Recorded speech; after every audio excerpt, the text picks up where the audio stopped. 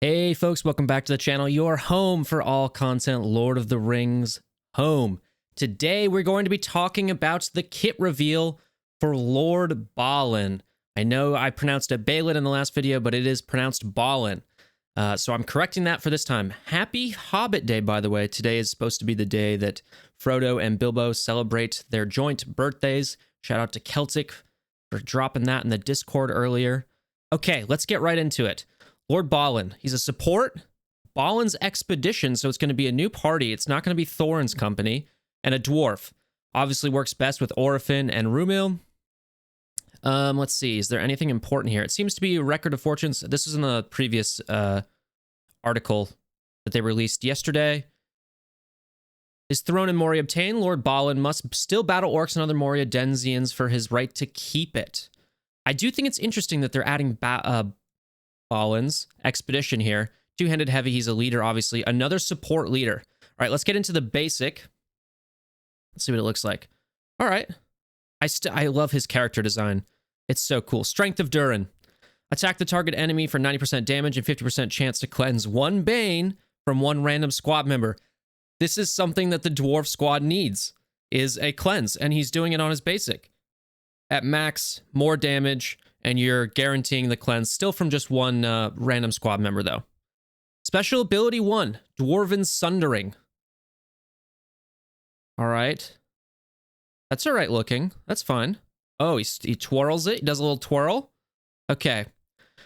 Okay, so this you can use on turn 1, and it's on a 3-turn cooldown. At unlock, attack the target enemy for 150% damage and an additional 10% damage per boon on self, up to a max of 5 boons for 50% additional damage.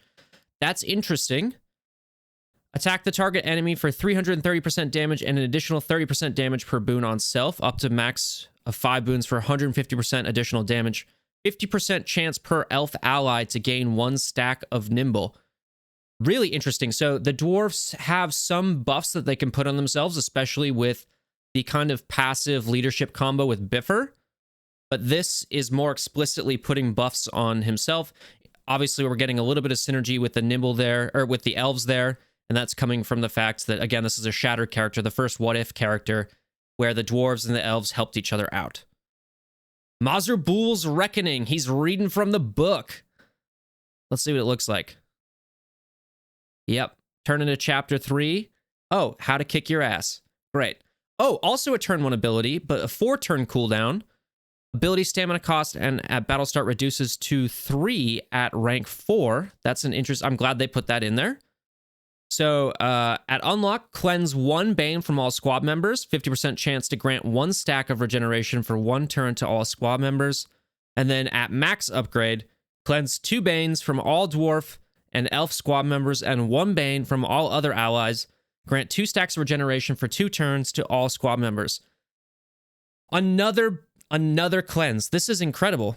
This is exactly like the piece of the puzzle that the dwarves need to get them rolling, especially in basically in all the chapters of the raid. There's just something missing, and part of that, I think, is the cleanse. So this is interesting.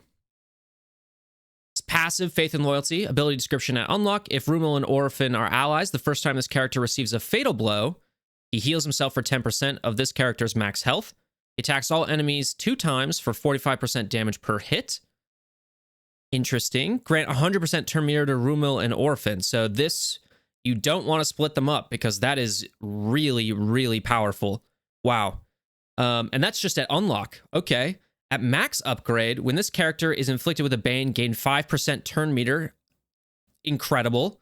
If Rumil and Orifin are allies, the first time this character receives a fatal blow, let's see, we increase the healing to 25%. Attack all enemies 2 times for 90% damage per hit, and granting 100% turn meter.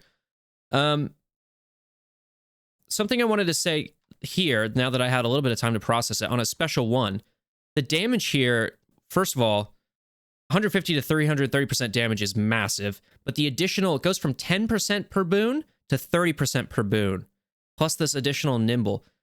This is really, that's really, really powerful. So you could end up with, what, 480% damage? That's massive. That's going to be massive for Chapter 2. That's really big. Also, just in Arena, or the multi-squad PvP mode. That's crazy. All right, let's get to his leader ability. See if it's worth it. At unlock, when a dwarf squad member is inflicted with a Bane, they have a 50% chance to gain Eagle Eye for 1 turn. When an elf squad member is inflicted with a Bane, they have a 50% chance to gain protection for 1 turn.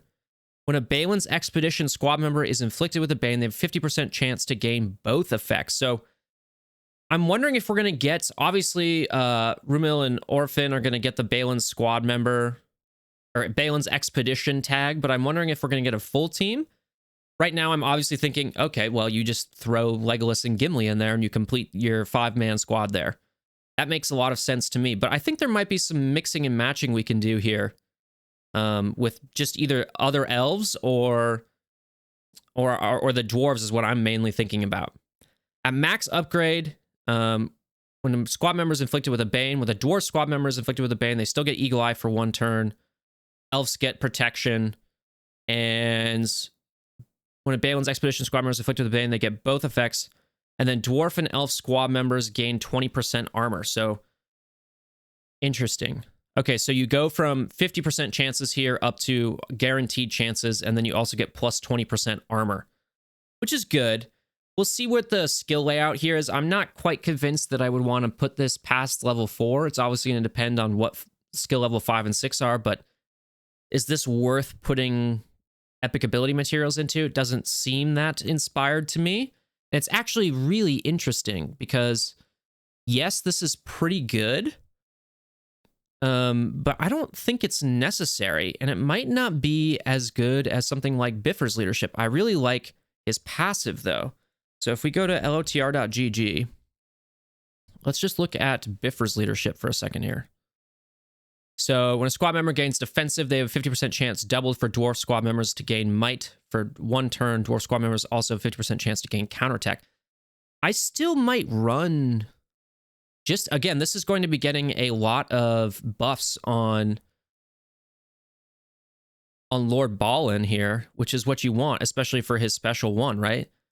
To do all of that damage. So maybe for Chapter 2, I might run Bifur as the leader and Lord Balin as, you know, just sort of a secondary. That's definitely going to be the way it is when it's just him out, right? And we don't have the other 2 characters at the moment. I'm definitely going to be buying him in the marquee event. I see a lot of people saying it already. We're going to be balling out on Balin. That'll be a lot of fun. I'm very excited for him. Let's look and see if they basically bill him as, or this team as like a way to beat Chapter 4. Yeah, I can already see it here.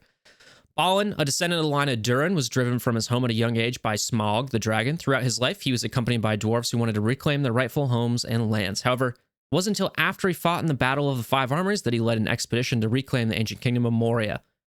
While he successfully ruled as Lord of Moria for a brief time, he was slain at the hands of orcs.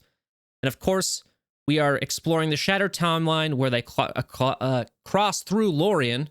Elves help out the dwarves, dwarves help out the elves, and he was able to successfully reclaim Moria. Lord Balin's kit aims to bring together the power of elves and dwarves with the experience gained from a Shattered Timeline. Experiment with different combinations of squad members. I actually really do enjoy this this sort of setup because it does allow for a lot of theory crafting potential.